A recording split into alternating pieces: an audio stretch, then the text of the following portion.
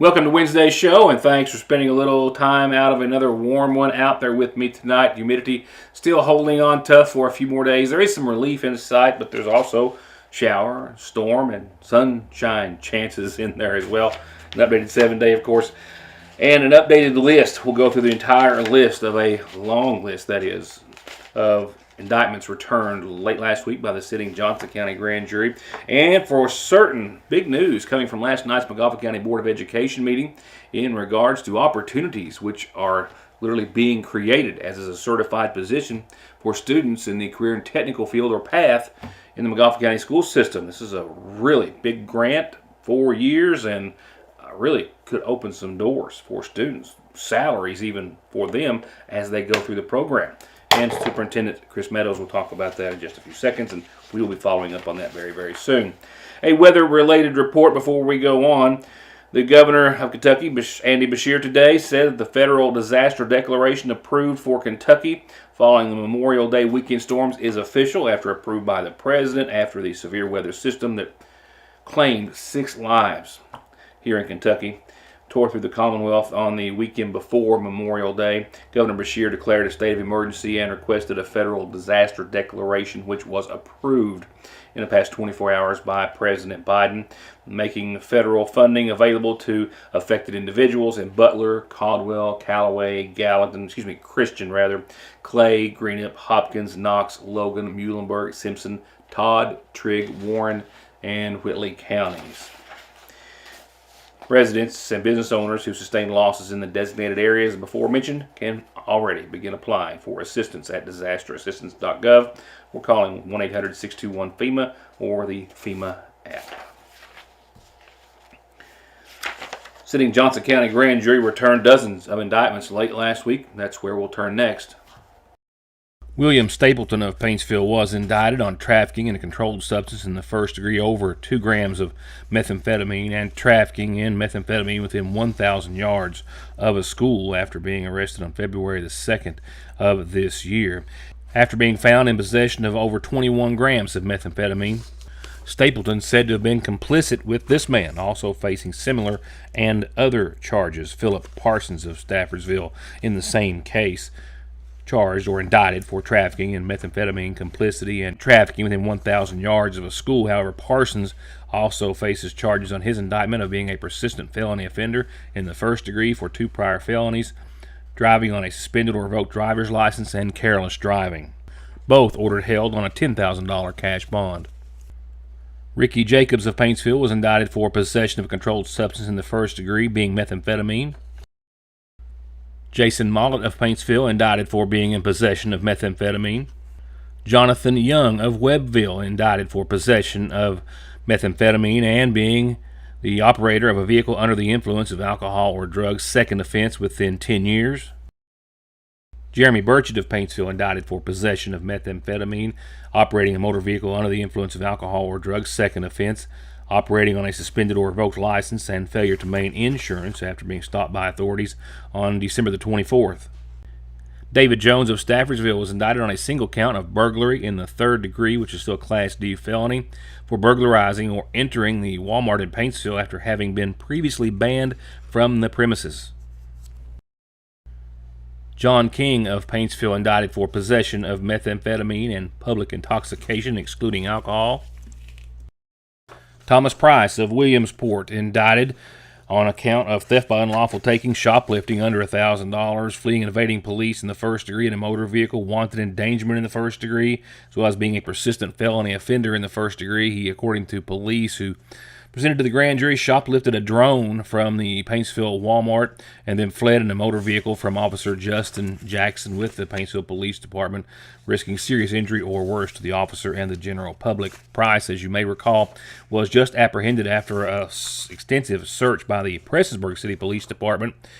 That case, you may recall, in which he was arrested several months prior by authorities after an extensive manhunt, and then just back in June was being taken to the Highlands Regional ARH for treatment and escaped custody of a deputy jailer and was apprehended, I believe it was in West Virginia, with the help of an accomplice several days after escaping the jailer. Jonathan Simpkins of Harold, Kentucky, indicted for possession of methamphetamine, possession of a controlled substance, that being fentanyl, and public intoxication, excluding alcohol, after being arrested on July the 3rd of last year.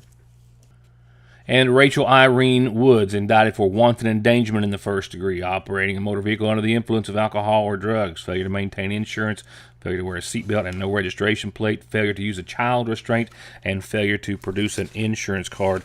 This goes back to June the 22nd of this year, where she was stopped after authorities had received a report about a possible DUI.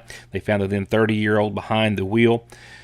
There was also a child in the vehicle unrestrained, and she was found to be under the influence of what was believed to be alcohol after being stopped at a gas station where she had purchased alcohol, already having a blood alcohol content of 2 times the legal limit.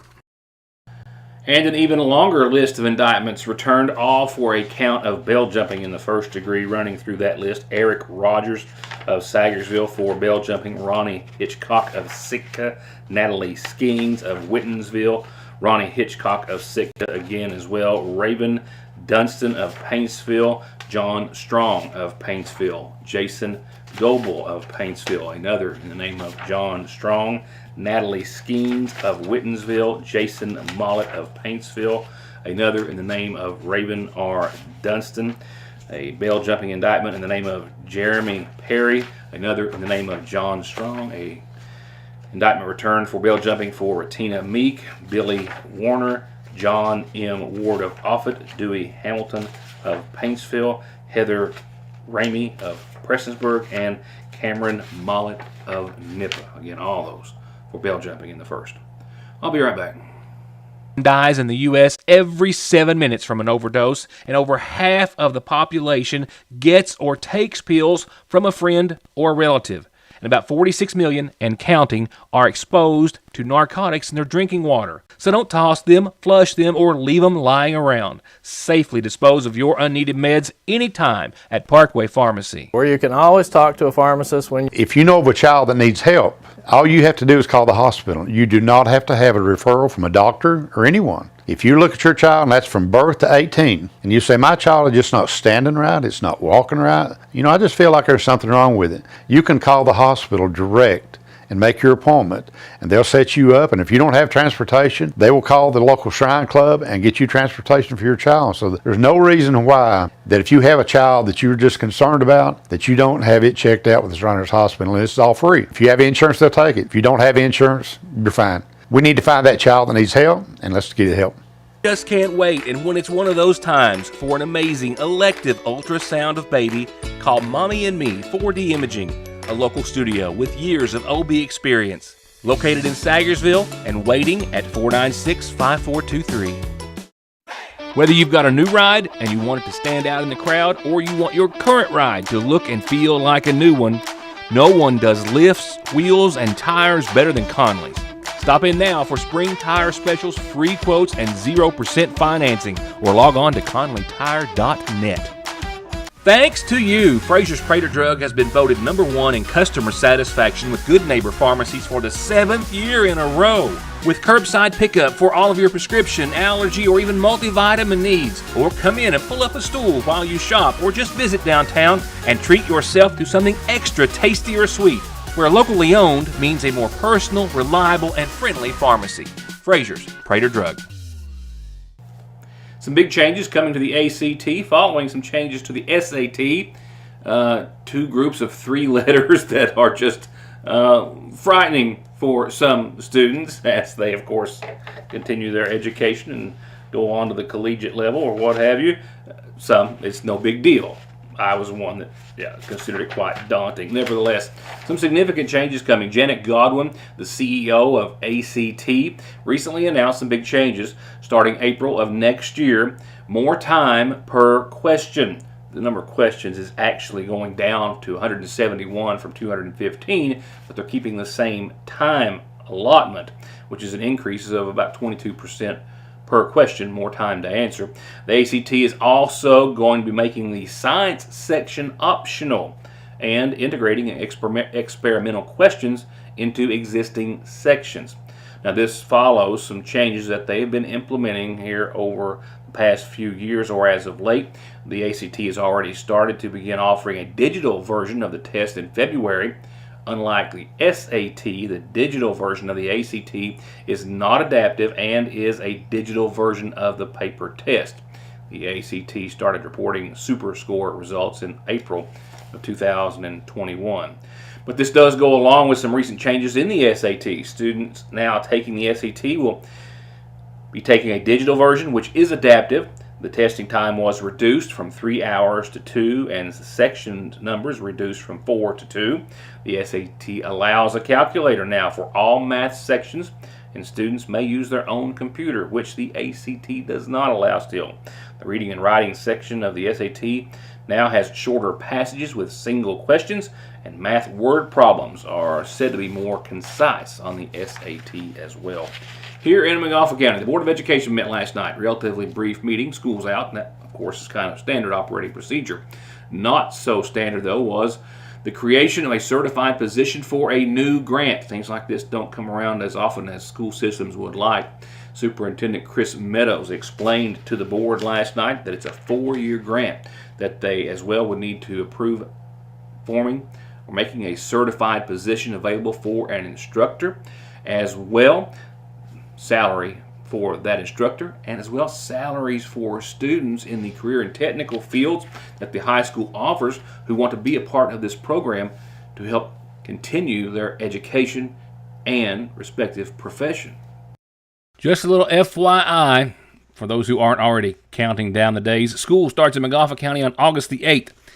That is just a fuzz more than 2 weeks and a day. 2 weeks and a day. Essentially 2 weeks from tomorrow, to be more precise.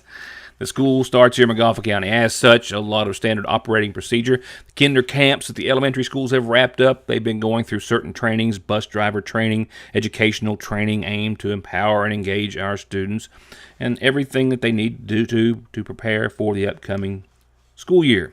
A new item, however, they had an action item last night on the agenda to create a certified position. That position created related to the Apprenticeship Building America grant. McGoffin County is one of only 4 schools to have it this year. I just wanted to make mention that this would be made available through a grant that is available for 4 years, and the grant would fully pay the salary of this teacher to monitor students that are in career tech pathways to have apprenticeship opportunities. And this grant would not only pay the salary of this teacher, but it would pay the students in these apprenticeship opportunities. These apprenticeships could be within our own school system, or they can be within businesses outside of our system. And this person, if this position is created, would be responsible for monitoring those students, keeping up. It's a federal grant. They would have to keep up with all the federal paperwork to submit. So it is an excellent opportunity for our school system and our students, and it's totally free to us. It would cover the salary for 4 years of that individual in addition to the students that are working in these programs. These students will be paid through the board. Run through payroll like they were getting a check from us, and then the grant would reimburse the board for any of that payment that we paid out to the students. So I just want to throw that out there before you get into your agenda items. Again, that is the instructor's salary for 4 years, any student salaries which would apply for the apprenticeship program that we are very eager to learn more about. Superintendent Chris Meadows, who I spoke with via the telephone earlier today, promised that we would do just that as soon as they have more information that they can share. Get ready, because the 21st annual McGoffin County Community Day is coming up Saturday, August 17th in Ramey Park, and tickets, as always, are just $10, and kids 12 and under get in free, and those $10 tickets still get you into one of the greatest bluegrass shows anywhere and a chance to win a car. And this year, we've got Rhonda Vincent and the Rage, Larry Sparks, Dave Atkins Band, Turning Ground, Randy Maloney and Friends, Aaron Grace Rudd, Black Powder Express, Eddie Jenkins and the 606 Sound, Terry Miller and Traveler, and your MC, CJ the DJ. Get your tickets now at either location of the Sangersville National Bank.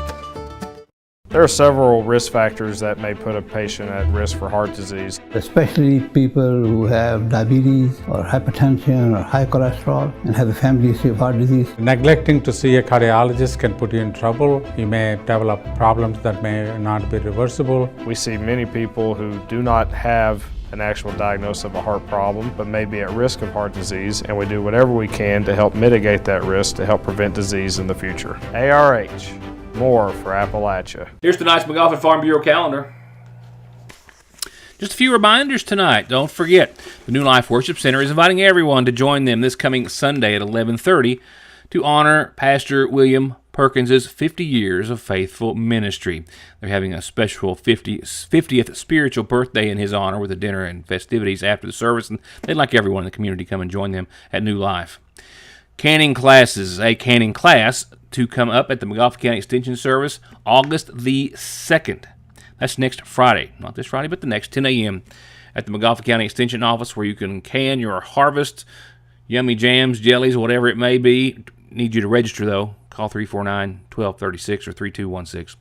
And for all the patchwork playdates folks out there, they're going to have a camping gathering on Thursday, August the 8th at the Extension Service.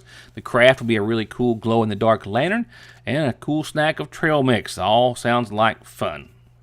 Wish I wasn't a little too old for that one.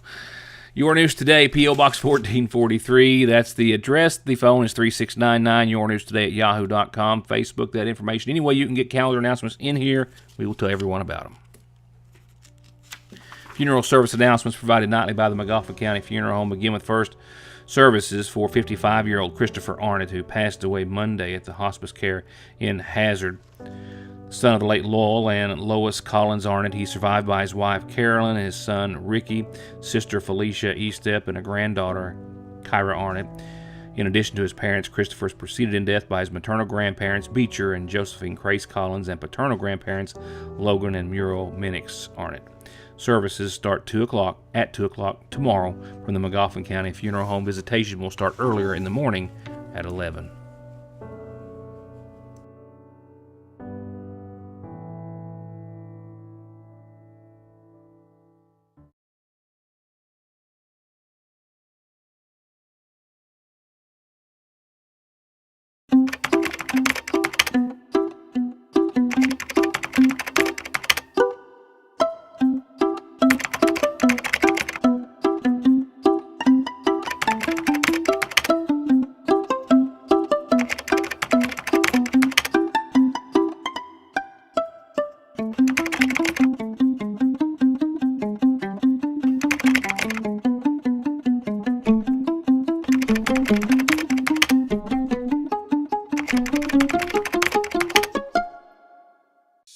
The Big Sandy Healthcare System family is excited to welcome and introduce to you their newest team member, Dr. Emily McCormick, DMD. From right here in Eastern Kentucky, Dr. McCormick joins Hope Family Dental and is excited to see and serve patients in McGoffin County.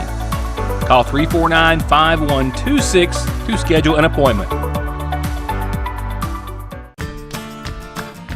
I believe in Kentucky. I believe in Kentucky. I believe in small town values. And mom and dad and the things they handed down. I believe some of the best people in the world are farmers. I believe in insurance that protects families, homes, and cars. I believe in always finding a way to do what you love. I am Kentucky. I am Kentucky. I am Kentucky.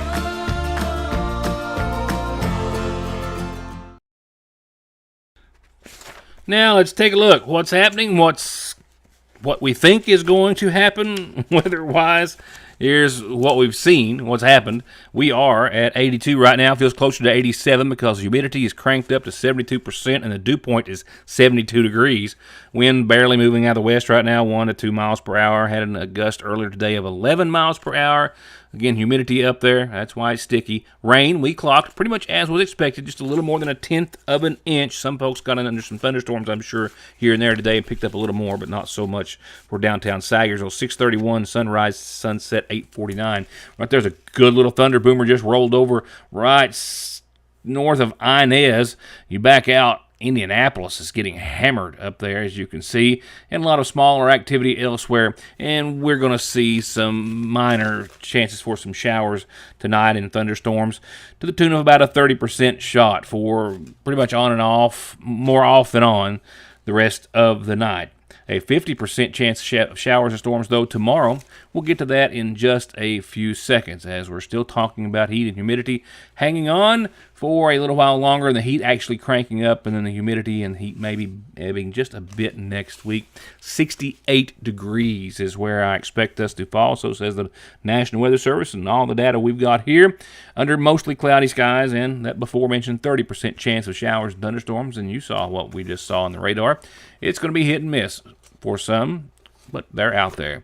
Tomorrow, mostly cloudy again, around 84 degrees for daytime highs expected. I think we'll probably be a little warmer than that here in downtown Sagersville. Mostly cloudy, a 50% chance of showers and storms. More sun, well, same amount of sun, less shower chances Friday than what I had 24 hours ago. I have 0 shower or thunderstorm chances right now. I think last night we had 10-20%.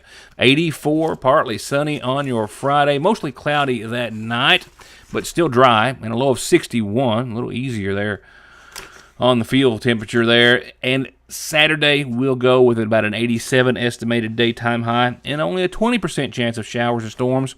We will see mostly sunny skies, so a pretty nice weekend. A beautiful Friday. You know, tomorrow's a little iffy. Beautiful Friday, though. Saturday, warmer, mostly sunny, and only a 20% chance of showers and storms. And that's like, after 3 o'clock on. And then we'll get into the second half of your weekend where we see still partly sunny skies, a little less sunshine, and we'll take shower chances up to about 50% for your Sunday. No major precipitation out of any of this as of right now or up to that point. We'll start off Monday back down into the low 80s. We'll go at 83, 68 for your low, partly sunny. And shower chances higher still at 70% on your Monday, 60% on your Tuesday, and 50 still hanging on your Wednesday. Temperatures again, mid-80s for the weekend, low 80s starting off, then right back to the mid-80s we go Tuesday and Wednesday. And maybe after that, humidity will start to check up a little bit and go down, and it won't feel as warmer than it actually is. But between now and then, we're pretty much on par for more of the same. Pesky shower and storm chances almost every day of your 7-day, with the exception of Friday. Temperatures anywhere from the very low 80s to 87. And dodging some showers and storms, just like we have been. I hope to see you back here tomorrow night after you've got tomorrow's edition of the Sagersville Independent firmly grasped and at least maybe halfway read. The number of sports stories, as is the case every week. School's not in. Still a lot of sports to talk about. It's the only place you're going to read a lot of this material about our local sports programs and athletes, as well as our throwback page brought to you by Grover Arnett, attorney at law, and all the headlines that Heather is putting the last pin to here at this moment, if you're catching the early show, at least. With that said, thank you for watching. See you tomorrow.